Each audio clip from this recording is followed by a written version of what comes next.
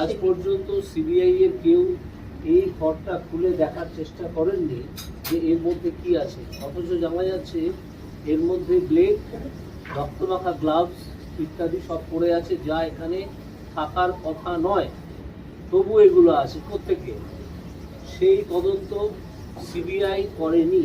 আমি বিশেষ করে দোষ দেবো সীমা পাহুজা, যে অফিসারের দায়িত্ব ছিল এই ইনভেস্টিগেশন, তিনি তার কর্তব্য পালন করেন।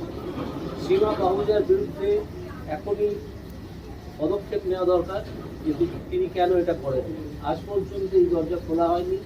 এই দরজা খুললে অনেক এভিডেন্স পাওয়া যাবে, কীভাবে কী হয়েছিল, কার রক্তমাখা ব্লেড, কার রক্তমাখা গ্লাভস, দেয়ালে কার রক্ত, এগুলো সব পাওয়া যাবে। এবং এই সিঁড়ি দিয়ে যতদূর সম্ভব, যতদূর অভয়ার ডেড বডি নামানো হয়েছিল, এবং নামালে সেটা সরাসরি যে ঘর থেকে অভয়ার মৃতদেহ পাওয়া গেছে সেই ঘরে পৌঁছানো যায়। সেই দিন রাতে একটা ভারী জিনিস কয়েকজন মিলে নামাচ্ছিল, সেই ভিডিও একজন সিস্টার তুলেছিলেন। সেই ভিডিও সিবিআই সেই সিস্টারের কাছ থেকে নিয়ে নেন এবং সেই সিস্টারকে বাধ্য করেন তার নিজের ভিডিওটা মুছে ফেলতে।